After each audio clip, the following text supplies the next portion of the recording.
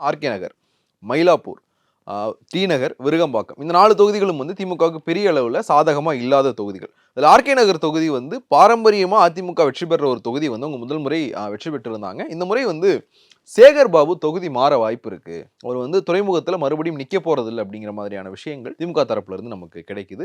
குறிப்பா வந்து உதயநிதி ஸ்டாலின் வேற ஒரு ஐடியாவில் இருக்கிறார்.